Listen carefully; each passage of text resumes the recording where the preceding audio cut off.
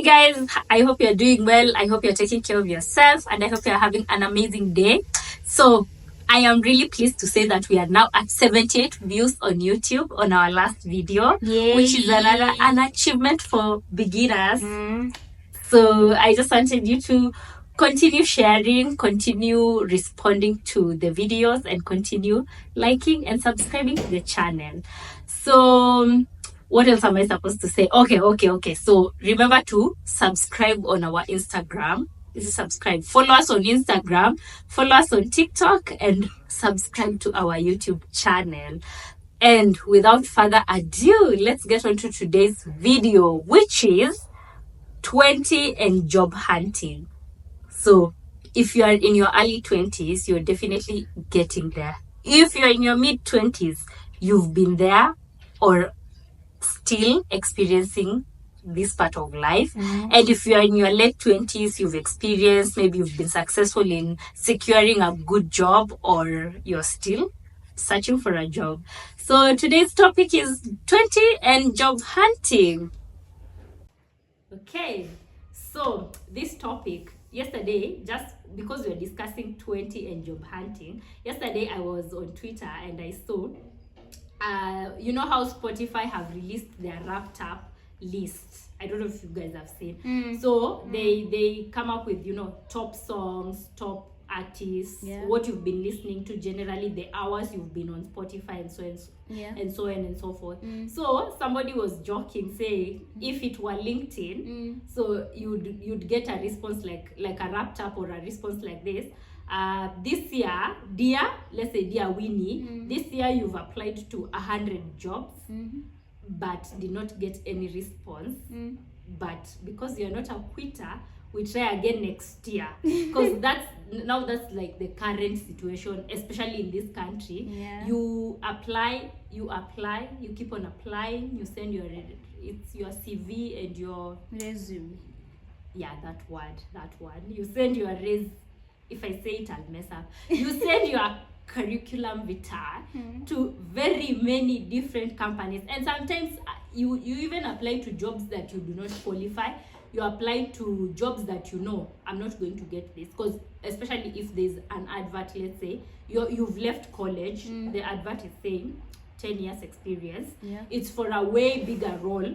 Obviously you do not have previous job experience, but now because it's like the situation that is on the ground huku ni kujaribu kitu yoyote. So you just apply and so many. That's the situation, by the way. So having said that, let me tell you, me personally, I haven't had a bad experience with job hunting. Like job hunting is an experience. It's something in a lifetime that you get to do it, and we get like to joke an experiment. We get to joke kazi ya kutafuta kazi. Yes. Ukimaliza shule, now you get to kazi ya kutafuta kazi before you get now the kazi yenyewe. So mimi kazi yangu ya kutafuta kazi, I have been very blessed and fortunate because I'm a child of God. I've only applied for one single job ever since I left college, uni. Imagine. That's it what happens. Nah, I did not have connections. I did not have a godfather. Your connection is God. Ni God, by the way, ni God. Like when I left school, I've stayed for a very long duration of time. But that period, I wasn't really looking for a job. I was just seated. I wasn't applying to any jobs. I wasn't looking. I did not even look for advertisements. But immediately when I saw an advert and saw that I was pretty qualified for that job, I applied, and fortunate enough, I got it. So that is, and to add on that, I actually enjoy what I'm doing, because it's something that I studied for, and it's something that I was planning to do in terms of career. So that is my experience.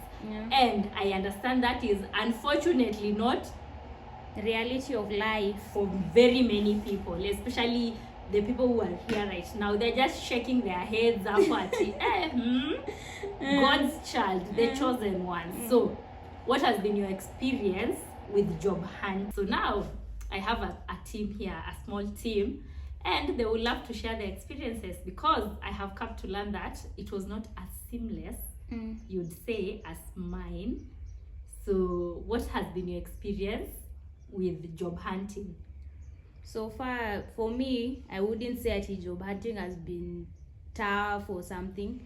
Kuna hiyo moment nilifika tu nikasema, na apply lakini sipati shit. So nikasema, let me first give it a rest. But the time nili apply job, then I saw an ad, the employer had said preferably males. So I was like, why males? Then I was given the job. Kwenda hivi siku ngapi, siku 2 au siku 3, alafu it was a startup, so they were not really even tuseme consistent with their work. So they would call you at maybe 11, they tell you 11 p.m, then they tell you tomorrow we are going to Naivasha. Anyway, so I was saying like your job ilikuwa startup, so hata nini zao hazikuwa tuseme nini, work operations zao hazikuwa like steady. Now they are just now figuring they are figuring out. Alafu you are an employee, so when someone calls you at 11 and to tell you that tomorrow by 5 you are going to Naivasha, you say that's unreasonable, plus it's not professional. Tulishaambiwa work calls zinaisha at 8. Not so at 11. At 11 is very late. That is family time. In fact, even family time is over. That is sleep time. So that is very those conditions cannot work. You see, now from that you get to learn that sometimes when you're looking for a job, you are actually really desperate. You've been in the market for, let's say, 4 to 5 years, still hunting for a job. So you see, the job specification was preferably male. Meaning the kind of work that they that is going to be, it's more masculine. It's maybe something that requires a bit of manual labor. It's something that, I'm not saying that the male people are advantage or something, but it's just, because I've seen even, I've also experienced things like people saying preferably a lady. There's a reason. Maybe they want to even create gender balance in their organization. It's not that they're just being you'd say sexist. It's just that specific position is more fit for that kind of for a certain individual. Just on the same topic, different twist, the same topic, gender balance. Tunaweza relate to peer elections. A job is not a favor. You went to school, usome kuja ufanye kazi. Okay. So we can't talk about gender balance because ati kuna male ama female, kila mtu alienda shule. The same way tuko na, why should we have a women rep in the parliament and a ballot kama wengine? My goodness. No, that is how it works. Kama president, tunasema tutatengeneza the office of the female president. No, because you only need one president. But personally for politics. So it's the same thing. Work, politics is also a line of work. We have a president. We have women, like for instance in Kenya, Martha Karua stood for presidency. She failed terribly. 20 county levels. The women were running for governor. They are not given a better opportunity than the men. They go to the ballot together. A woman wins, a man wins. Tukuja kwa story ya women rep. Nimesema women needs to have things that are addressed by what? We already have a woman MP from that area, maybe. Kama Homa Bay. You can have a woman MP, woman governor, woman senator. What is the point of a women rep? Pia male rep basi yakuja hapo. Kazi senator wanafanya it is to address the matters of the youth, children and women. Tuko na senator tayari. It's in the constitution. So it is a double replica of the same work inaendelea huko. Not really. It is a double replica. Who senator anafanya the same thing, the women rep anafanya. It is a competition. You go to the ballot, either you win or you lose. Hata ukienda kazi interview, kuna wasema ule dem tunaweka magirls kando, nachukua maboy tunaweka kando. We compete as one team and the best person wins. That's like the point. You're making a very good point. But in terms of, in terms of work, like in terms of if it's something that requires extremely excruciating manual physical capabilities. Most probably they are going to advertise that job as they need a male person to fill the position. Because I'm not saying that women can't do the same work. They can. There are women who can, but that the company best knows, you know. Because remember, she ended up getting the job because she argued what a man can do, a woman can do. And she went and she couldn't do the job. So because of, like, sometimes because you are desperate, you just want to apply, you just want to fill a position somewhere, you just want maybe salary, you just want to be working, and you are not even qualified for that position, which is something else that somebody told me. Something else that somebody told me is, you know, when you're applying for a job, sometimes just even take maybe 2 minutes, because you know the other minutes you need them for applying for jobs. Just take 2 minutes and ask yourself, do I really want this job? Because sometimes you apply for something that you know you're going to be very miserable doing it, but unfortunately because of desperation, you just end up in that position that you hate. Another perspective. What? Another perspective, real life scenario. Went to an interview, kila kitu. Alafu kisha apply kazi, hapo chini the company tells you women, people with disability are encouraged to apply. Yes, the perspective was a company, you apply for a job, then below at the end wanakuambia women and people with disability are encouraged to apply. The nature of the work. Okay, for example, ilikuwa kazi ya safety of personnel. The nature of the work, a person with disability, how do you operate in a safety environment? There's machinery, there's moving parts, you can't hear, you are disabled, you're on a wheelchair. Unaona vitu zingine ni pia kupotezea wakati. They know at the end of the day, okay, companies mingi ziko na some kind of policy, we are trying to go green. Oh yeah. Like they want to be inclusive, knowing very well that position is can literally not favor other people. But sasa exactly vile unasema, wanakupotezea tu wakati, washajua hii position inafaa kukuwa filled with a specific individual, a certain person. So when you're working in that interview already, you already lost. You already, like, it's just you feel it's already biased, not because you are not qualified for the job, but just because you are not the specific person that they're looking for. Imagine. Anyway, so that's a valid point. So moral of the story, diversity and empowerment, it really makes some job application look unreal. So now that was one perspective, that was one experience, but there are people who have been looking, they get jobs, they quit, they don't quit really, but maybe contract in Aisha, they look again, you know. Job hunting again is an experience, a process that can happen over and over again, but it's something very significant in your 20s. So what has been your experience? And on job hunting, I think, okay, I've applied over since 2017 to now. I'd say close to 900 jobs. Out of the 900, I have only gotten 3 jobs.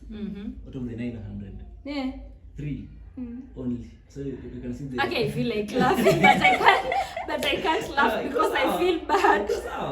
Though pia kazi nimepata zimekuwa worthwhile, it is lalamika, it's a good experience. Lakini kitu moja nika notice, once you step into an interview, don't overexpose. Don't overshow your experience. Some companies, they bring a lot of people, wana shortlist watu wengi for an interview. In reality, maybe they want a puppet representative of the company. They're not really compliant whatever they want them to do. So they ask you very specific questions on what is your action plan, mostly the action plan, frameworks. What is the guiding tool utatumia? What are the KPIs, objectives of this work? Kumbe they're not looking to hire somebody. They want to steal your plan and use it. So you go to an interview, you perform. Talk no chika unajua nimepata from the questions ulijibu. In reality, they have somebody in mind washapatia kazi, but that person is not qualified enough for that position ama ajui Kenya anafaa kufanya, so they bring in a lot of like 14 people. They should list 14 people. But now companies have a lot of time. They take your script from it. And by the way, even when you're sending like your CV, you have to write those. This is what I specific things you did. By the way. So alafu pia kama okay, nimepata project moja ya ku go through people's CVs na kushotlist watu, though for a different job from yenye nimesomea. Whatever you look at the CV, unaandika here finds you better nini, unajaza Kiingereza mingi hapo, watu waangalia Kiingereza. Umeweka PDF ya CV, umeweka cover letter, umeweka motivation letter, umeweka statement. Nikishafungua email na nione yote hivyo, delete. Why? Kutuma vitu mingi, it only shows that you're in capacity. You've been in school for how many years? 23 years in school. But inaonyesha you're in capacity of how you're supposed to conduct yourself. Hii ni kazi tunatafuta. Narudia kuja hapa kwa waste time. So nitafungua resume yako nisome. Nienda nifungue post statement yako nisome, nifungue cover letter nione umenichocha hapo. Whatever unaweka kwa cover letter, ulienda tu kwa toilet kwa ChatGPT. Hii barua moja ya cover letter, people use the same letter. Una change to the address of the company and the dates. It's not authentic. Nenda kwa CV yako straight. Naangalia tu hapo juu mtu alifanya kazi mwisho lini. Ni kama relationship. Mtu anakuambia ati nimekuwa single for 3 years. Hiyo kwangu ni red flag. Why 3 years? No, see, maybe you are focused on in your career or you are point na kama si ni mimi sikuwa nataka watu. Uko na shida, it's a red flag. Kutoka relationship ulikuwa lini at most nilikusikize. Nilikuwa na date mwisho last month. But nataka 2 weeks, at least 2 weeks. I was seeing somebody ataka ni casually. At least unaonyesha watu wanakutaka. Kama watu wakutaki mbona mimi nikutaki? Unaona, it's how it works pia. But you know, for jobs the non-working gap, that period that somebody is not working, many factors. Maybe you've been looking for a job for 3 years, it happens. 4 years, 5 At the years. time you're outside, what were you doing to professionally improve yourself? So you self-development. You can even take a mental health break. Sasa usiwezi sema mental health break, wewe tayari unakaa psychotic. So mental health tuache kwa nyumba. So people are still not accepting that mental health is a big issue. It is an issue. Nikaa penye okay, nilikuwa nafanya kazi It's an issue, but bado watu wacha embrace it as a real issue. There's so much stigma. So you can mental health break out the window. For the time mtu ako nje, usiende na mental health break from that. There's a good experience moja where I was previously working. It's a good company, big corporation poa sana. But then something came up. Ile tuko job tunaongelea about mental health because they were in the safety department, so it falls part of that scope. Making sure employees are okay. Yes, so watu wanakuja wananiambia unatuchungianga vitu zingine zote, you do about this, you do about that. Everything is top notch, but there's only one topic tunataka to address. The kind of backwash unapata ukiongelea kitu kwa meeting. Mental health. Yes, because it's like department I try to scare anything with mental health. Yeah, by the way it's true. Like I feel like sai bado, if you know, people feel like if you're having issues with maybe anxiety, depression, things like that, it's like you are almost like a liability for us, because if you get an episode, does it mean our company stops functioning because you're not okay? So see, they'd rather just get somebody who is not having issues. But is there a person who is not having mental health issues? Not necessarily like those, you know, you it's human to have certain breaks down to a lot of tenants. Exactly. Kuna depression, which is the final stage actually. Hiyo imeenda kabisa. And then kuna anxiety. Agenda kabisa. You can get out of it. You can work. Depression is hard. It's like now you really need to stop even working to deal with such things. Ni kama solution ya mental health ni moja. Kuna mtu pia alikuwa anasema about something. Shida inaonekana ni rahisi handle. Like alcoholism. Mtaanza kuona Kevo siku hizi anatetemeka sana, hakuna baridi. Siku hizi macho za Kevo zimenyanya. Mnaanza kuambia ama kila siku unakutana na Kevo, ni asubuhi saa 2 Kevo ako maji. Na si eti ni siku moja, nasema ile eti ni spill over last night. It is on a daily basis. Nikiamka asubuhi nakimbia kwa wines. Hiyo tutaona mtanita tuacha tuongee na wewe. Ndio intervention. Hata mimi niseme yenyewe kitu imekuwa ngumu. Jamani mnisaidie. That can be sorted. Kuja kitu ya anxiety. Stress. Kuna watu wanakwanga na the laughing depression. Most talkative people. Most talkative people. You can't tell they are going through things because they put on a persona like hiyo. Kama ni on camera, kama ni mbele ya watu, yeye ndio ndo anabambanga rende. Akienda bash, amekuja maja kuja, yeye ndio the crusader for group. The easiest person in the group is the one with the most problems. Yeah. The happiest person in a group. But me personally, what I've come to experience, I don't think, like, especially when you are doing this thing of job hunting, you are looking for a job. I think at that point you really need to have worked on yourself to be very, you'd say, emotionally stable, so that, because already you know the playing field, you can't compete on that playing field with that if you have that, let's say, like mental health issues, because let me tell you, there is nobody, when you go to an interview and express you have mental health issues, you'll automatically be disqualified, unfortunately. Like, you'd rather just even take time, heal, you know, get yourself together, and then now go to, because the level, you'd say, like, people who are looking for jobs, those people are ambitious. Those people, you know, like, it's almost like people who are going to war. I think you're speaking about someone when he's fresh from school.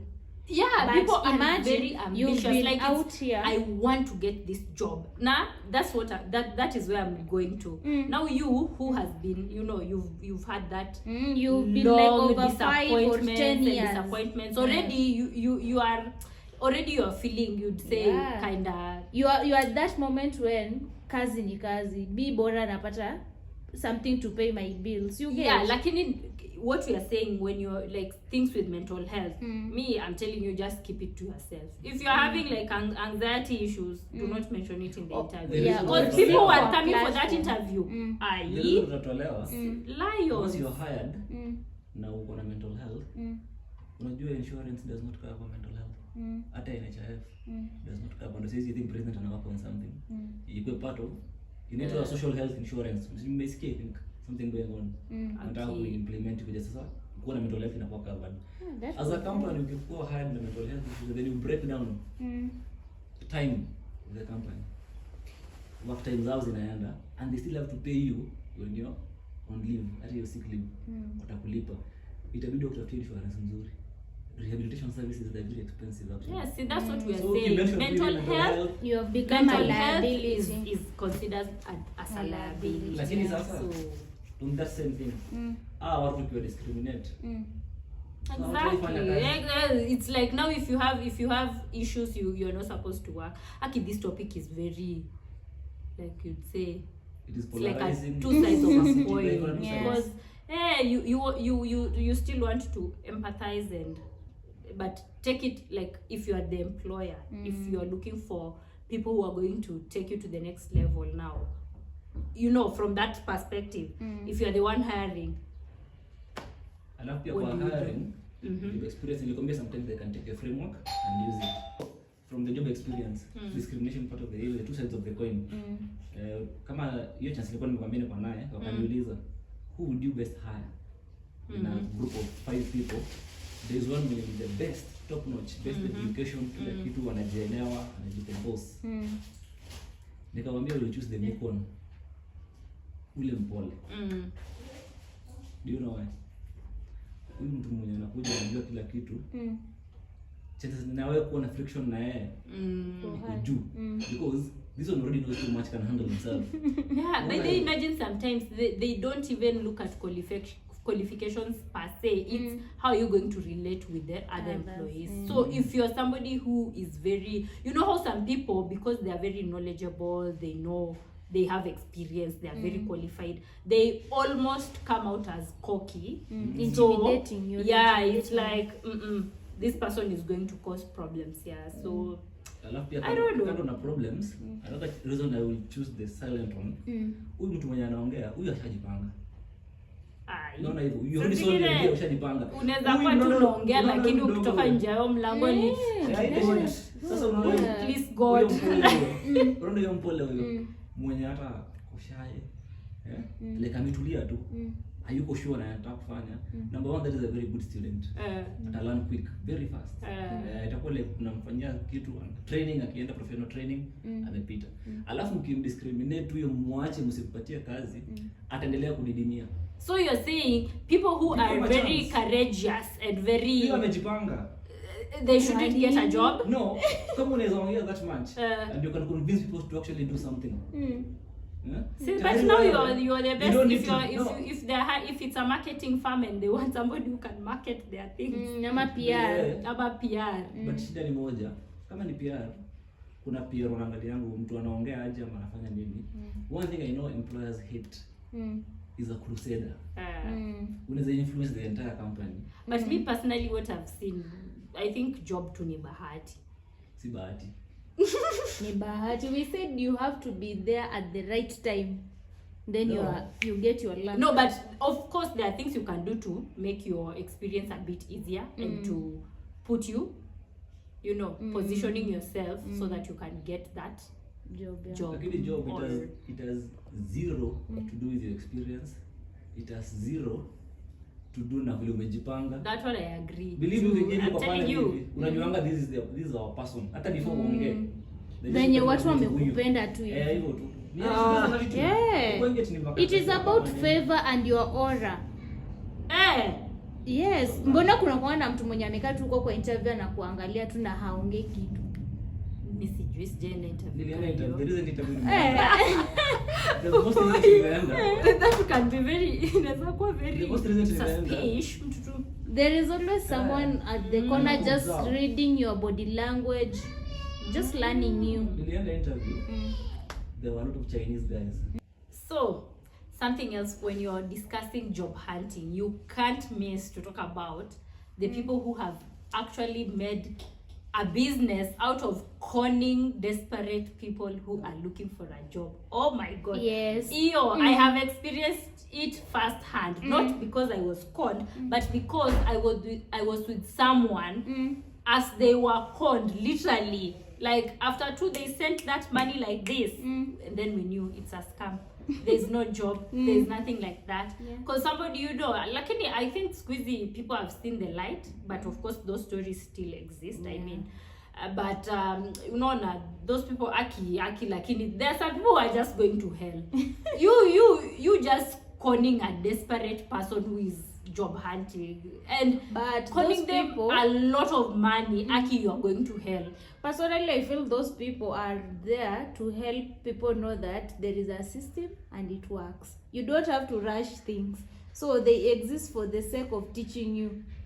Be patient when your time comes. Life has already taught me enough lessons, so why do you want to also teach me a lesson by that's how stealing my life money? is. Imagine if everyone was good. Yeah, but Aki, those stories, me personally, when last year December, I was listening to Abel Mtua's, channel, and I'm telling you, wow, there are people who their job is to con people who are desperately looking for opportunities and work. Like, especially kama hizi positions zinaadvertisiwa as those good, military position. I don't know if I can say military position, big government jobs, and you know how the perspective is that nowadays you have to pay for government opportunities. So you can imagine somebody already that time you are jobless, and then somebody tells you to pay them 300k. So that is something that you go and search, like it's coming from far. You are really begging your relatives and your uncles and your aunties and your shoshos.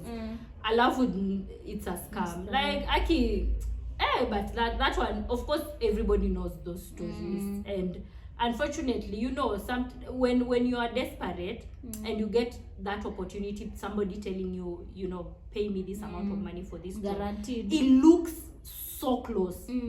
Like, it's almost like, if I don't pay this money, I'm missing an opportunity again. Like, if You're like, someone else will pay and they will get it. and you know, people show you even those papers. Yani, you just feel it's here. Yeah. It's mine. It's here. You pay. Once they get you the money, it's a wrap. But me, I can say, never pay for work. job. You of course, do whatever you want to do. Do whatever you feel is right within your soul. But if you can avoid paying, because so many people have made so many other people money, just free money, because you're desperate, because you want jobs. And me, I don't want to, because I wanted to extend this topic by talking about how you can create for yourself opportunities, but I'm telling you, that one is a story for another day. You need to look for a job in this country, especially. I'm telling you, you can employ yourself, but it's become like a nightmare, like a whole different you nowadays you can't, you know how no man unaona siku hizi kazi ya motivational speakers imesha juu. Who are you motivating? Life is difficult even for you who is coming here with your motivation. Like, life is just difficult, so you don't even know what to tell someone, because nowadays there's no black and white, you know. The paths have become a bit blurry.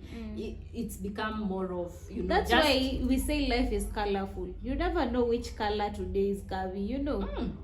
Also, okay. You should just stay positive in all you do. Personally, stay positive. Maybe, but in terms of advice, I do not have any for you. You if you're in this position, akingangana tu juu. That's the only thing I can bet say. on yourself. Ngangana tu. I think we've covered so many things. I think we've talked about how to generally navigate na. Moral of the story, kangumu, kazi nakuja.